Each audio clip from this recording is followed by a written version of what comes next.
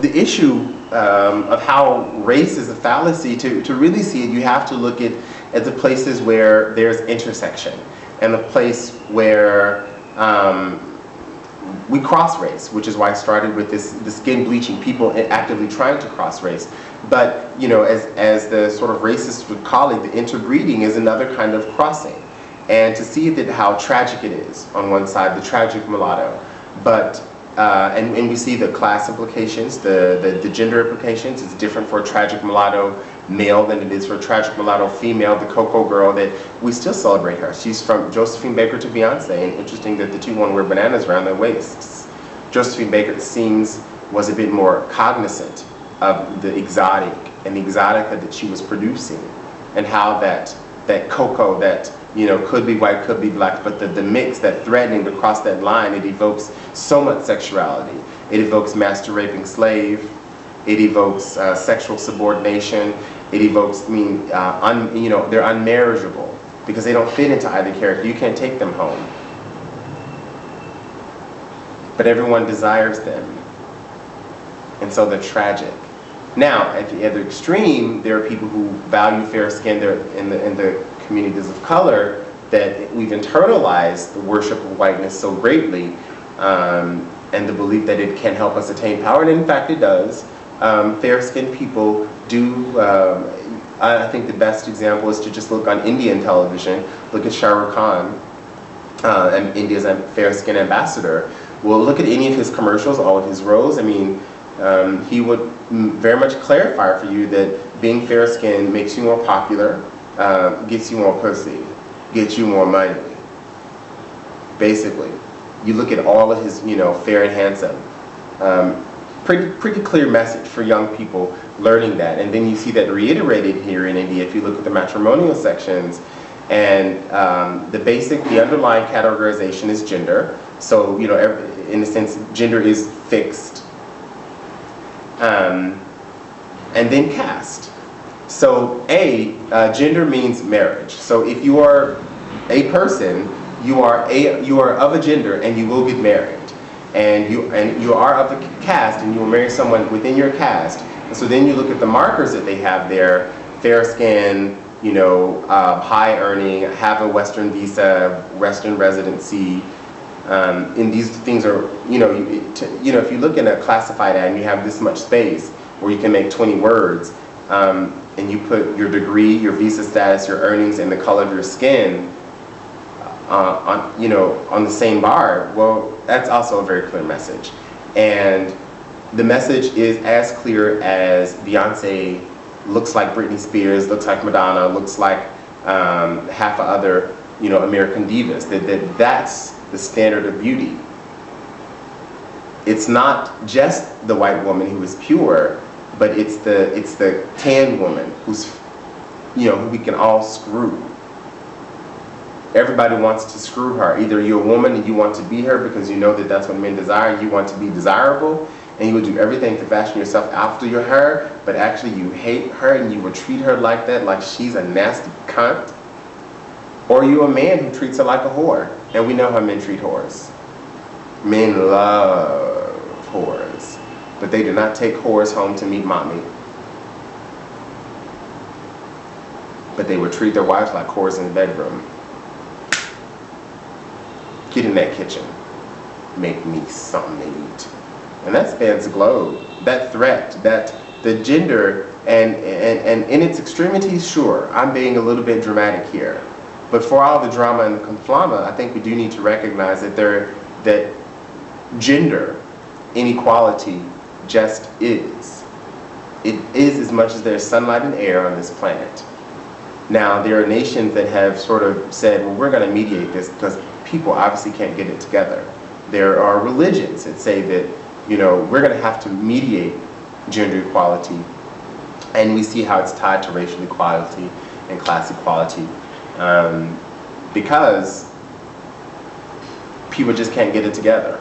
Or they make them separate and just say men are this, women are this, and even the clergy have to take a vow of celibacy and poverty.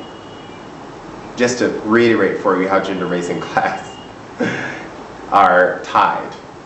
And the same is reiterated in the caste system. And race and class get as conflated as as caste and class. But make no mistake that crossing them is as dangerous as it is to just be someone who's different.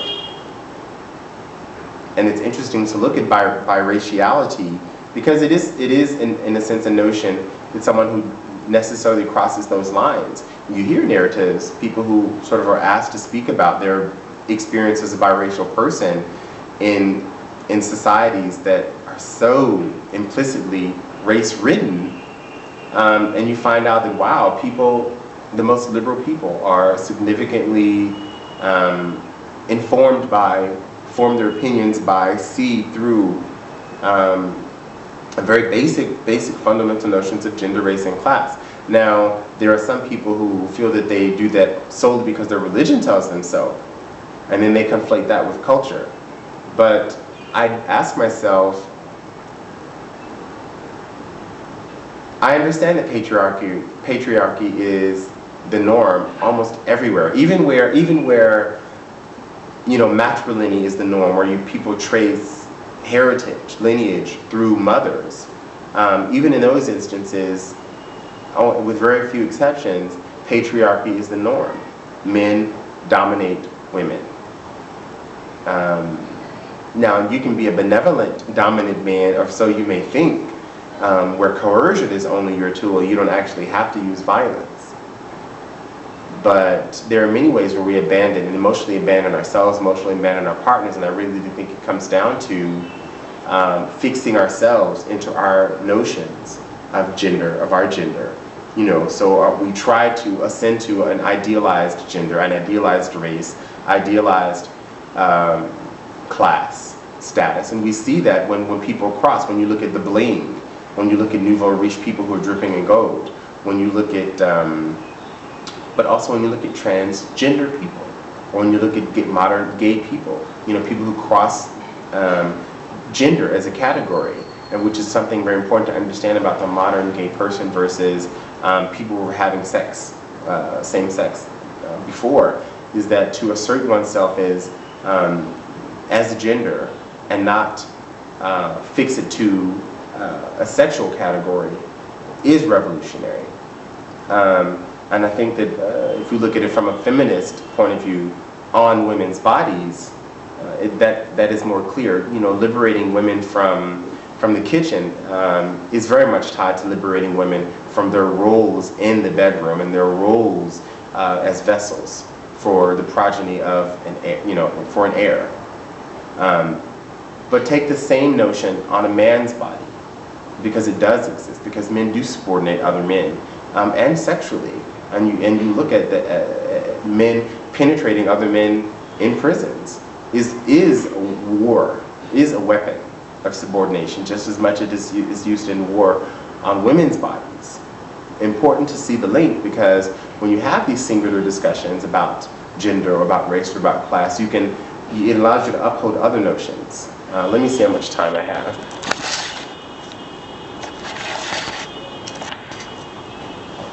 Because when you get to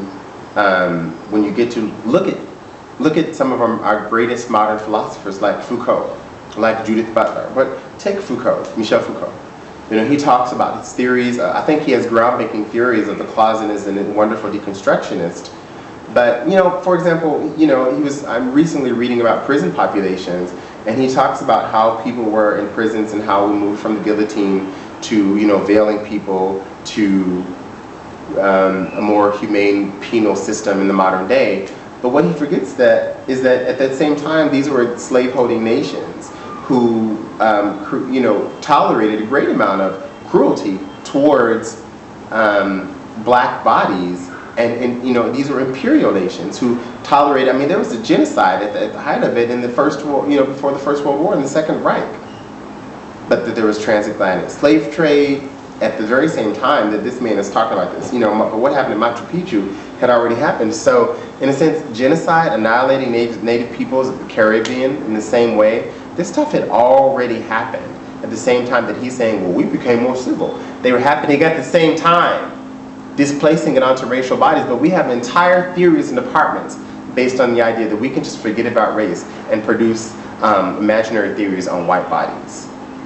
Forgetting about and failing to look at the intersection allows you to do that.